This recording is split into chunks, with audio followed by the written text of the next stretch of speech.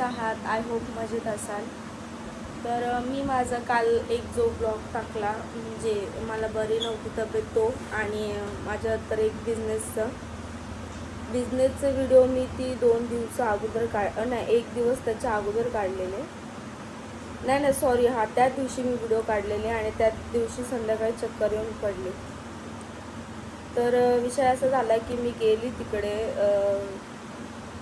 थोडीशी दगदग झाली मला, साडी वगैरे म्हणजे मी माझं काम करून आले तर त्या दगदगीने मी आजारी पडले कारण की जेवण व्यवस्थित जेवले नाही मी. तर मला ब्लॉगमध्ये काहींनी कमेंट केले की तुम्ही जेवणाकडे लक्ष द्या असं तसं, आणि काहींनी कमेंट केले की तुम्ही सतत आजारी पडत असता असं. तर आम्ही कोण सतत आजारी पडत नाही. आता सध्या माझ्या मिस्टरांना ते पोटाचं हे झालं त्याच्यामुळं दवाखाने चालू झाले आणि सम्राटला माझा आजारी नाही आहे, त्याला डोळे आले. डोळे हे नॅचरल आहेत, तर ते काय सांगून येत नाहीत ना की मला यायचं आहे म्हणून.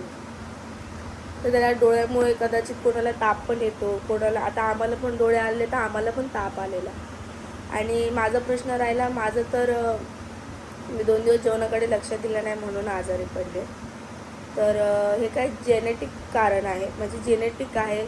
आणि मोस्ट ऑफ आता सगळ्यांना उन्हाळा आला त्याच्यामुळे कोणाला जुलाब लागलेत, कोणाला म्हणजे वेगवेगळे हे चालू झालेले आहेत.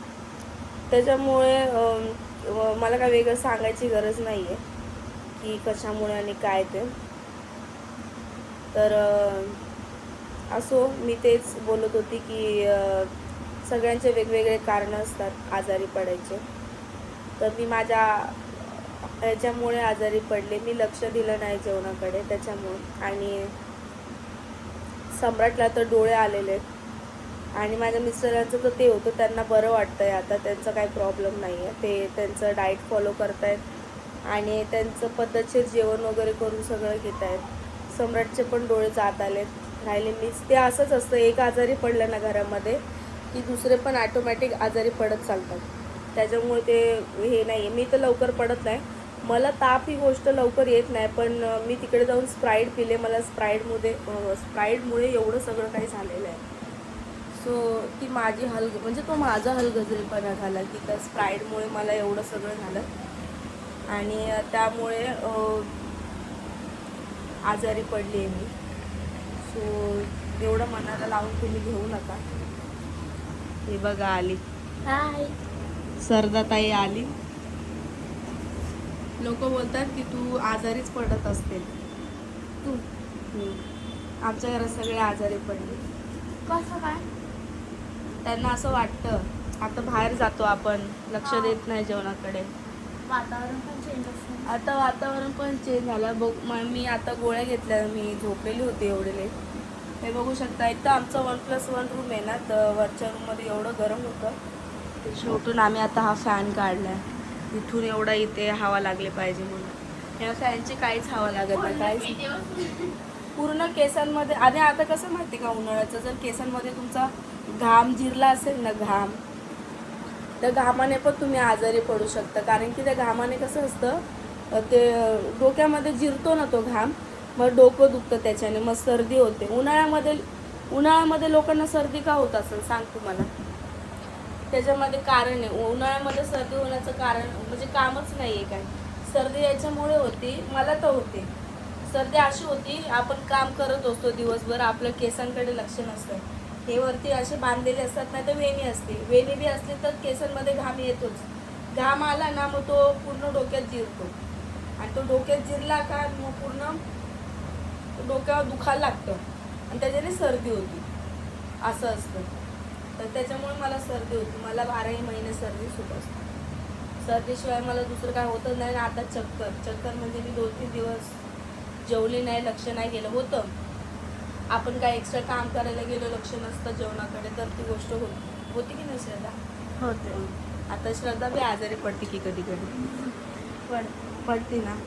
असं कोणच नाही जो आजारी पडत नाही. मग लोक बोलतात की मुद्दामून म्हणजे आजारी पडतात तुम्ही लोक असं.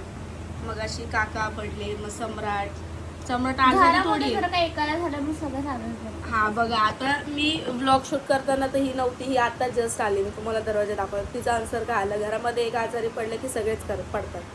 तर हे काय हे आता एकाच घरात झालं मग एकमेकांचं होतं, एकमेकांच्या स्पर्शाने वगैरे वासाने होतं आजारी. बरोबर, ते जाऊ दे. पण तिघांचं आमचं वेगवेगळं आहे ना. सम्राटला काय आलेलं आहे? डोळा आले सम्राटला डोळे आले. आता हे जेनेटिक आहे, काही आजारी पडण्यासारखं नाही. नाही. डोळे आले तर ताप ते येतो, नैसर्गिक आहे, सगळ्यांनाच होतं. डोळे आले तर ताप येतोच. प्रत्येकाचीच गोष्ट आहे. ते डोळे जर आले रात्रीचा जास्त त्रास होतो डोळ्यांना. हा त्याच्या ना, आणि तो डोळा त्याचा जवळजवळ 4 ते 5 दिवस झाले. ते डोळे कसं असतं, आम्ही बाहेर पण गेलो ना तर त्याच्यामध्ये कदाचित माझी मम्मी बोलत होती अशी की बाहेर जात नाहीत किंवा कोणी घरी येत नाही. असं ते जुनं माणसांचं असेल काहीतरी म्हणबीत की येत नाही, जायचं नसतं. पण त्याच्यामुळे जो तो डोळा आहे तो थांबत नाही आहे. असं झालेलं आहे 4-5 दिवसापासून. मग आता तो थांबतो कधी बघू. एक आलेला, परत दुसरा आला तो एवढा नाही आला, पण जो पहिला आलेला तो अजून त्याचा डोळा गेलेला नाही. तुम्हाला कळाला का नाही मला माहीत नाही, पण जो पहिला आलेला आहे ना तो अजून गेलेला नाही. ते ड्रॉप टाकतोय आम्ही, डॉक्टरने ड्रॉप दिलेला एका आहे. डोळ्याचा दुसऱ्या डोळ्याला पण हे आलं का? ते ना पाणी, असं पाणी ना, आता हा डोळा आहे ना तुझा, तू या हा, साईड, ते पाणी येतं डोळ्यामध्ये. हा तू या साईडला झोपली ना मग तुझ्या ह्या डोळ्याचं पाणी ह्या डोळ्यामध्ये जातं, असं असतं. मग तुझं पाणी ह्या डोळ्याचं ह्या डोळ्यात गेलं ना मग तुझा दुसरा डोळा पण येतो. अच्छा. आणि तो काय करतो माहितीये का, तो आरशामध्ये बघत असतो असा, कमी झाला का, कमी झाला का, कमी झाला का, असं आहे. तर मला एवढी गार झोप लागलेली, विचारायला नको. मला लय गार झोप लागली. मी आता उठली आहे. तन्मय गेला घरी, तो बोलला की आमच्या 14 एप्रिलची वर्गणी काढायची आहे ना, तो पळाला. तो बोलतो वर्गणी वगैरे काढतो आणि मग येतो. मी झोपलेली होती. सम्राट गेलाय क्लासला, श्रद्धा आली वरती. श्रद्धा या टायमाला येत नाही, आज कसं काय आलीस? कंटाळा आला. शाळेला सुट्टी होती नाही, मग 6 वाजता आली. 6ला आली, लवकर आली आज. 6. मी आंघोळ वगैरे केली आणि तशीच झोपली, कारण की मला काय सुचतच नव्हतं. गोळ्या घेतल्या, आता जस्ट बरं वाटायला लागलं. मला तर मग सकाळी झोपेतून उठली ना, बेडवरती इतकं गरम होतं काय विचारू. यांचा श्रद्धाचा जो रूम आहे ना तो आमच्या खालचा रूम आहे. यांच्या इथे दिवसभर एकदम गार वाटतं, एकदम थंड असं वाटतं, AC लावले. आणि संध्याकाळ झाली ना की मग त्यांच्या इथं गरम होतं आणि आमच्या इथे गार वाटतं, है ना. ही आमच्या इथं झोपते कधी कधी येऊन. आधी मागच्या वर्षी उन्हाळा होता ना तर येऊन झोपायचे आमच्या इथे.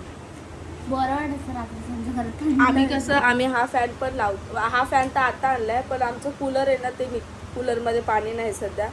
कूलर लावतो ना तर एकदम गार घर होतं. आणि आम्ही खिडकी वगैरे हे ओपनच ठेवतो 2-2, 3-3 वाजेपर्यंत. श्रद्धाला माहिती आहे 2-3 वाजेपर्यंत आपण दरवाजा चालू असतो, लाईट पण चालू असते.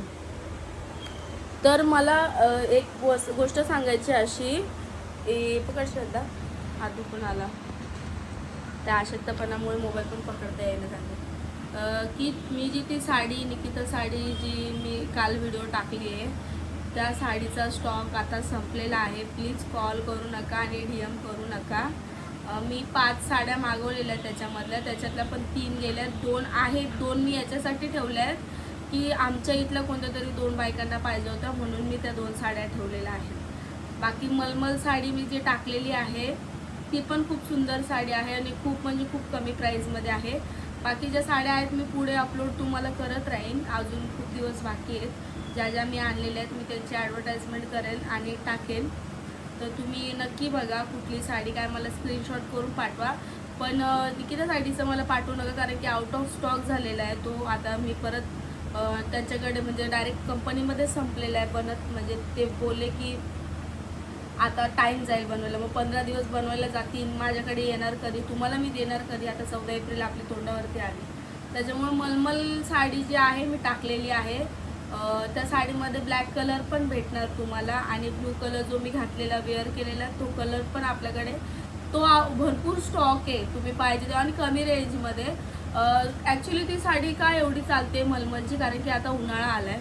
उन्हाळ्यामध्ये कसं 14 एप्रिल जरी असली तरी बायका जास्त जड साड्या घालत नाही. आणि जी साडीचं मी व्हिडिओ टाकले नाही की त्या साडी, ती साडी आहे ना मुलींसाठी ठीक आहे, मुली त्याच्या जास्त ऑर्डर येतात.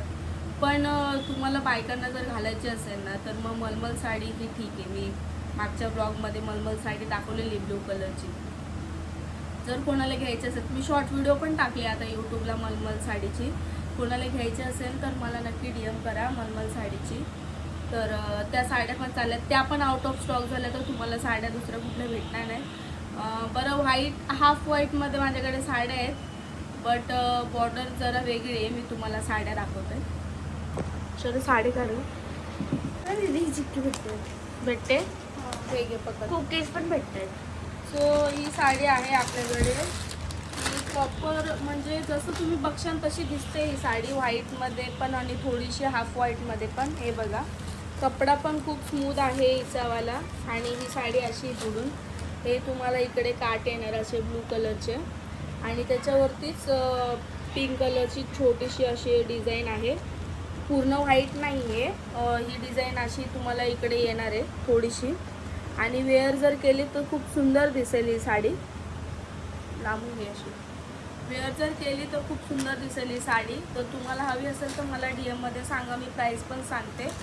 एक स्क्रीनशॉट काढा आणि मला व्हॉट्सअपला मेसेज करा. मी माझ्या शॉर्ट्स व्हिडिओमध्ये नंबर दिलेला आहे, त्या व्हॉट्सअपवरती करा, किंवा मी माझ्या डिस्क्रिप्शनमध्ये, ह्या ब्लॉगच्या डिस्क्रिप्शनमध्ये पण नंबर शेअर करेल, तर करा साडी हवी असेल तर. हिचं प्रिव्ह्यू मी अजून केलेलं नाही आहे, पण मी आता ब्लॉगमध्ये दाखवते की नेक्स्ट टाईम मी ही साडी दाखवणार आहे म्हणून.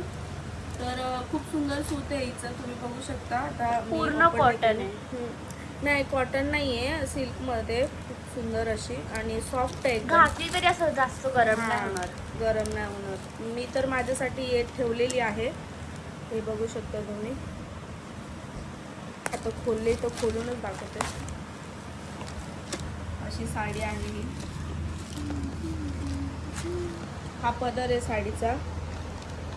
हे बघा अशी साडी आहे, आणि हा ब्लाऊज आहे साडीचा. हा ब्लाऊज आहे, ब्लू कलरचा ब्लाऊज आहे साडीचा. ब्लू कलरचा हा ब्लाऊज आहे. हे बघा अशी आहे साडी, एवढीच राहते. हा ब्लाऊज आहे साडीचा. हा साडीचा ब्लाऊज आहे, आणि इकडनं साडी दाखवते. ही अशी साडी आहे. खूप सुंदर साडी आहे ही पण. कोणाला हवी असेल तर मला DM करा. खूप छान दिसते साडी, वेअर केल्यावरती छान वाटेल. जर पाहिजे असेल तर मला DM करा. आता नेक्स्ट व्हिडिओ मी याचाच करणार आहे.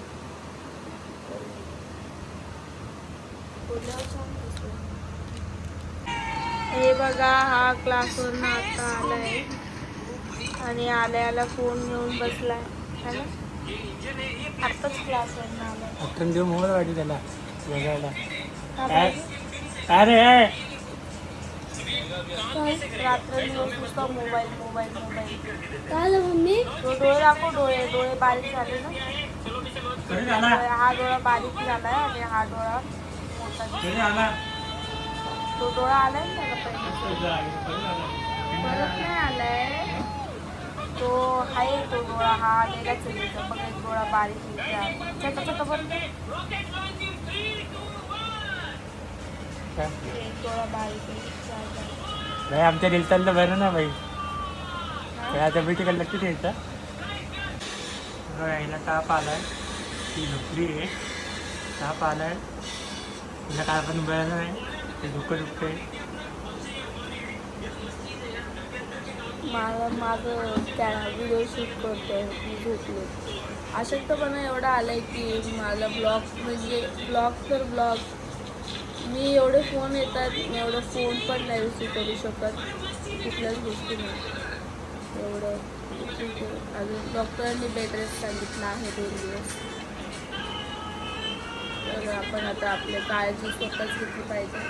माझी मम्मी पण काल झोपायला येणार होती, बोलते मी इकडं झोपते असं तसं. मी मेडिसिन्स घेतल्या ना, मला मेडिसिनमुळे झोप येते एवढी.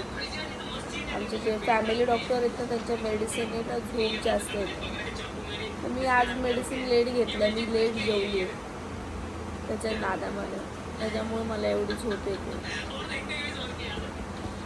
पण मला काळजी घेतो माझी. तन्मयला काळजी घेतो माझ्याकडे. तन्मय घेतो ना. तू जेवली आहे. तू तू तू 5:30 जेवली. 5-5:30 हां जेवली. बरं झालं, सगळं माहिती मी कितीला जेवली किती वेळा नाही, कारण की तो येतो ना त्याला माहिती त्याच्या पुढे कॉफी बनवली होती. कॉफी कॉफी काढला ते कॉफी पण नाही पिली. खाण्याने बिस्किट मी तसंच पडले, काहीच खाल्लं नाही ना, काय खाल्लं नाही. तसंच पडलेलं आहे. कॉफी पण नाही पिली, काही पण पिली. बघितलं, त्याला सगळं माहिती आहे. कॉफी पण नाही, काहीच नाही, जातच नाही तर काय पिणार. राहू दे असो. तुमच्या तब्येतीची काळजी घ्या आणि तब्येतीची काळजी घ्या. अजून काय बोलणार, माझे व्लॉग्स येतील आता. आज तन्मयने शूट केला म्हणून ठीक आहे, तन्मय होता व्लॉग शूटला. आता तब्येतीकडे मला लक्ष द्यावं लागेल, जास्त दगदग न करता. एक आनंदाची गोष्ट पण आहे, ती मी तुम्हाला उद्या सांगेल कुठली गोष्ट आहे आणि काय आहे ते. पण सध्या मला डॉक्टरांनी बेड रेस्ट सांगितलं, त्याच्यामुळे मी काय करू शकत नाही, कारण की अशक्तपणा जास्त शरीरात झाला. तर अशाच प्रकारे आपण भेटू नेक्स्ट ब्लॉगमध्ये. तो पण बाय बाय.